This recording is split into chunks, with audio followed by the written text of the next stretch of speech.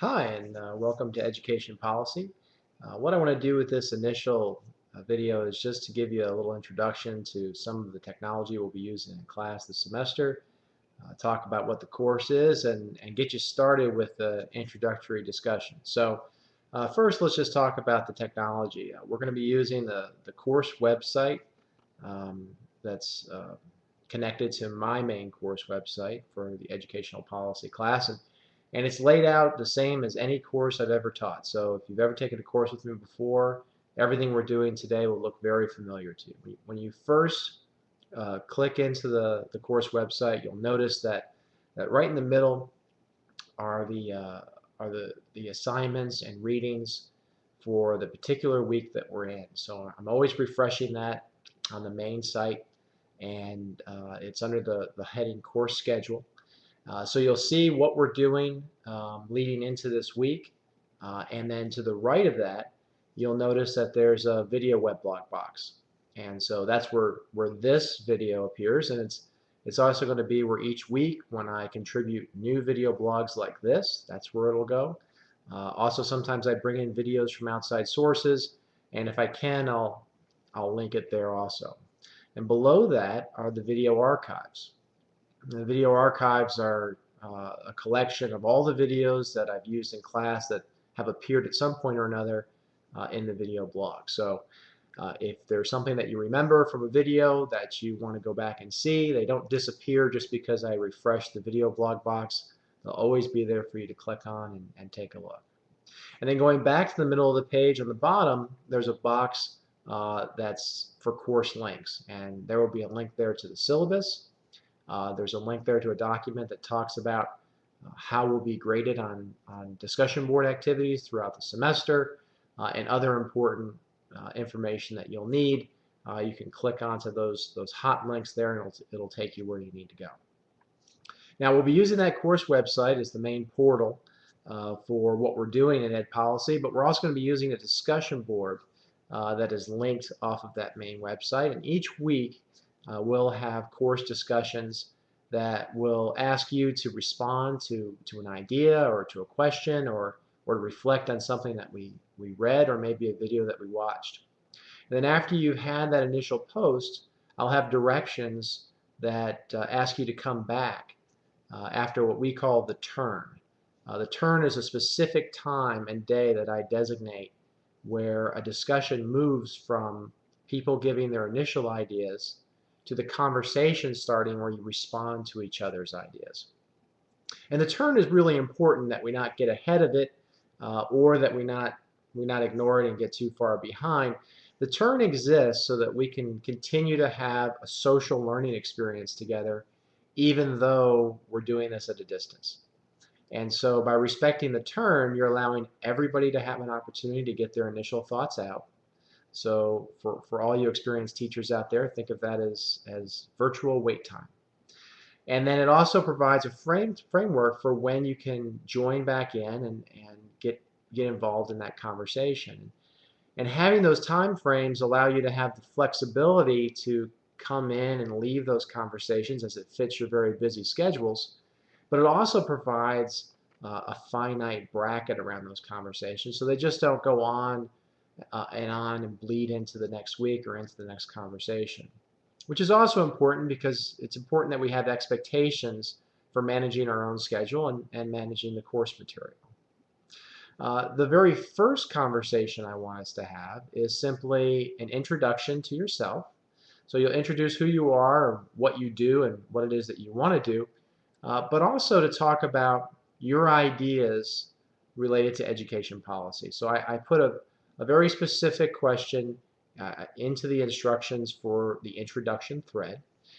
And I'd like you to respond to that by talking about what you think is the most critical problem or issue facing K through 16 education, and what you see as a policy approach that could be most effective in addressing that problem. Now, I know there aren't silver bullets, and I don't expect you to come up with one, but I want to take the temperature of the group and for us to get to know each other a little bit, not just by our names, but also getting to know us a little bit by our ideas and the things that we're passionate about. So that'll be how we get started. We'll wade into the material with that conversation, and then as you go into the following weeks, you'll see that there's definitely a flow to the semester where we start by setting a foundation, understanding a little bit more about the history of K through 16 education, getting a sense of the demographics and how they're shifting, and getting some baseline data to just all put us on the same page. And so we can all just understand this, what we mean when we talk about education policy, and what it is we do and who it is we serve. And then as we move forward, we're going to spend time talking about a variety of different policy problems and policy approaches. And you'll see that we look at this at the federal level, the state level, and eventually we drill our way down to what it is administrators at the district and school level can do or are doing innovatively to try to address some of these problems, and what are some of the challenges or opportunities to bring those solutions up to scale and have them apply across a variety of different school districts in different locations and different settings based on the sizes of the school or the demographic populations of the school. And so most of the work that we do will be on the discussion board. It's a reading heavy class. We're going to be watching videos, and we're going to be having conversations about these educational policy issues.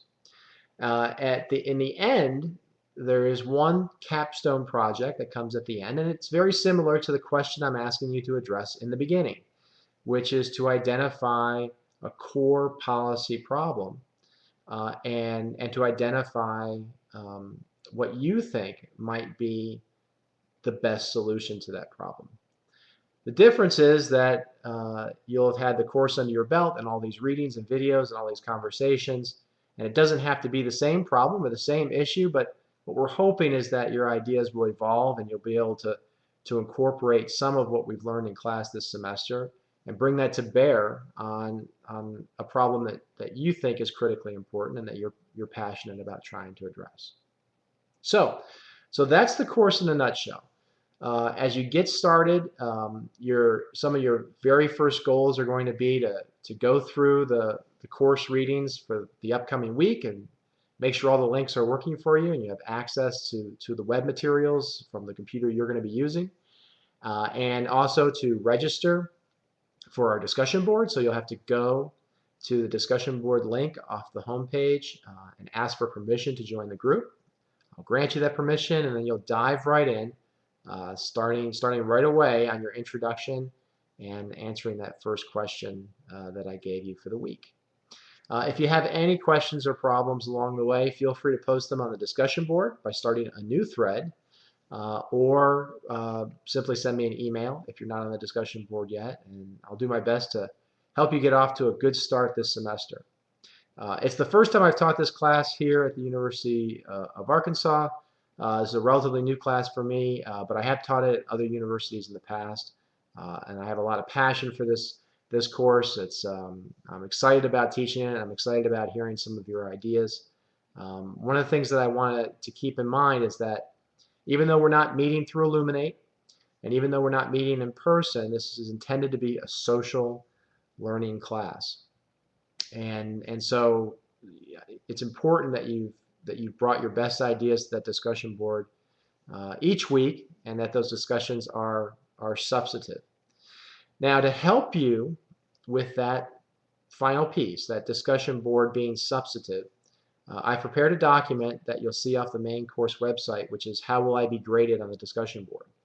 And more than just a grading rubric, it also includes really detailed directions on how we're going to be assessed in our discussions and how the discussions will flow. And so I want you to read through that document and be really comfortable about what's expected of you on the discussions and how the grading is going to work, because you're going to take an active role in how the assessment of our work on the discussion board plays out. And I'll talk more about that next week after you've gotten this first one under your belt. So thanks for your time, and welcome to the class and to a new semester here at the University of Arkansas.